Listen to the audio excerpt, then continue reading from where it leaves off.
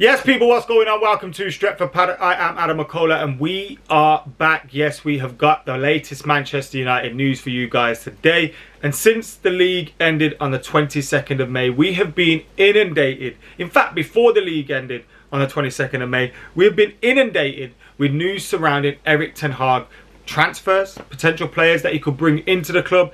We've been linked with basically everyone that has ever played for Ajax and a whole host of other players as well. We've also been linked with letting go loads of players too. We know that fair few Manchester United departures are going to take place this summer. But also everything else surrounding Ten Hag.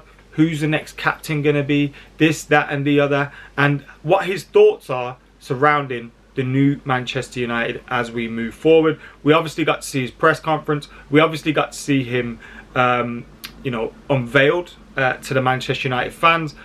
Paraded around Old Trafford, doing his interviews, etc. But now the hard work starts for him. And before he goes away on holiday, he's going to be spending a few days around Manchester United, taking a break and then coming back ready for pre-season. But I'm sure while he'll be away as well, he'll be thinking about what needs to be done at Manchester United to get things right. Now, we've got loads to discuss today. There's been a few articles out with a few bits and bobs on Erik ten Hag's Manchester United. Rob Dawson from the ESPN has said that Erik ten Hag has made it clear during talks with Manchester United that it was unrealistic for them to expect a serious challenge in the Premier League overnight. Something John Murtough, Darren Fletcher and Richard Arnold have agreed. Part of the reasoning as well behind bringing Steve McClaren in was to improve the mood and the togetherness within the squad. We also know he's a very good coach. Whether he's been a great manager or not is one thing, but we know he's a very, very good coach. He's worked with Erik ten Hag before. Erik ten Hag was his assistant previously. Now he's going to be a coach under Erik ten Hag. He's been at Manchester United previously as well. He was Manchester United's coach when we won the treble in 1999, and he worked with Sir Alex Ferguson as his assistant manager. And now he's back at the club. And I don't believe it's just one of those things where we've gone, oh, he knows the club, bring him back in, this, that and the other. There's good reasons for him being there as a coach as well. He's highly respected as a coach.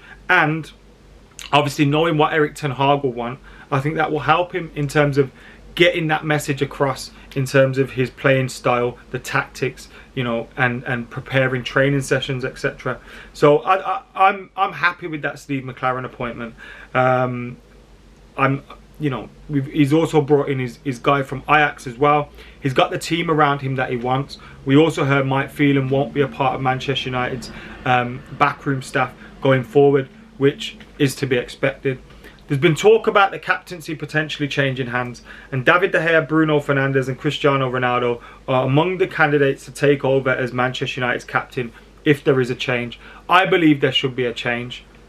I really believe there should be a change. Now, who should that be? Should that be David De Gea?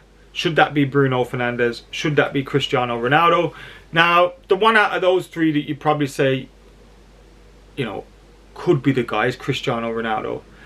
Or, I don't think Bruno Fernandes personally, from what I've seen over the last couple of years, is fantastic player who's gone off the boil a little bit. I think Erik ten Hag will bring that back to him. But I feel like the captaincy could almost affect his gameplay. We've seen him at times when he thinks he has to get it right, just shoot from 40 yards and blaze it into Rose Ed and get frustrating. Let him focus on playing his football. I'm really looking forward to seeing Erik ten Hag, working with him, improving him maybe tactically, coaching him a little bit. But I don't think giving him the captaincy would be the right idea. I think he'd be respected in the dressing room and all that. But on the pitch during games, I think his temperament at times could, what would the captaincy do? It could make it even better. It could take the edges off him a little bit and make him a proper leader. But I just feel sometimes he's a little bit rash in things that he does, and just let him focus on playing. Cristiano Ronaldo would be highly regarded by most. Although, again, you look around and you think, if there's an issue with him not playing week in, week out, do you want your captain and your manager to be potentially falling out, which I think could still possibly happen. David De Gea has been, long-serving player for Manchester United. He was there under Sir Alex Ferguson. He performs more often than not. good choice, but do you want a goalkeeper being that? Is David De Gea a long-term choice for Man United? Does your captain have to be a long-term choice? I do feel, though, that it shouldn't be Harry Maguire. Let him focus on playing his football. Now, in this article from Rob Dawson, we also hear that there's potential, and sources say Harry Maguire is not guaranteed to start under Erik ten Hag because of his lack of pace and ten Hag's tendency to play with a high defensive line. Don't necessarily need buckets of pace to play with a high defensive line. I can see why Ten Hag might not be thinking about playing him week in, week out. But which Manchester United player is guaranteed that under Erik ten Hag? They've all got to fight for their futures. There are question marks as well. It says about the David De Gea's ability on the ball to play in Erik ten Hag's system. Although there is an acceptance that signing a striker and a midfielder is more important than a goalkeeper. So it looks like David De Gea is going to be our number one next season. Especially when you hear David De Gea coming out after the game and how he was talking about players that want to be there and don't want to be there, saying he wants to be there. In the Mirror, we hear about Erik ten Hag is approaching the current squad and approaching the players, and you could probably learn more about how he'd approach making signings as well. But we hear in this that Erik ten Hag has ordered a full profile of all the Manchester United players before he meets them in person. He also wants to know where all of his players are going for their summer break. Is he going to be checking them out, stalking them? Where was it Harry Maguire went? Is he going to be hanging around in Greece looking for Maguire? Erik ten Hag is said to want to know all about MUFC's players' families and home lives so he can make a full assessment of their character and how they lead their lives. A former Man United player who played under Erik ten Hag is understood to have told his old teammates he will have them dreaming about pressing in his sleep. And Erik ten Hag has warned Man United's players to stay in peak condition for when they return and to prepare for the most demanding pre-season of their careers, which the players need to be told. The players need to be worked. Hopefully in a fashion where we get to see good football, a positive spirit in the dressing room, you know, a team that are going to work hard for each other, graft for each other, a forward-thinking team as well, one that's playing a modern approach to football. We haven't played one for a long time. We got it right under Ole Gunnar Solskjaer with the counter-attacking play at times. When you look at all of our managers that we've had, most of their best years were behind them. Mourinho, Van Gaal, you know, I know Moyes has gone on to do better things at West Ham. Never really the right choice. But, you know, we've never really had a forward-thinking modern manager. That's what Ten Hag is. Now, he can get that right, get his style of play across to them. It's going to take a while. It's not going to happen overnight, as we alluded to in one of those articles there. But if he can get that right, then we have got something to be hopeful going forward.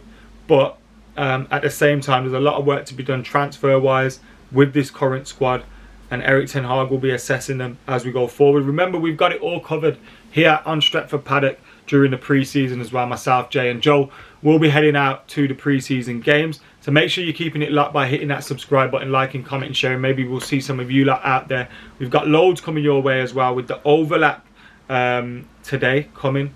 So we'll have a clip of that out on the channel. So make sure you're keeping it locked for that as well.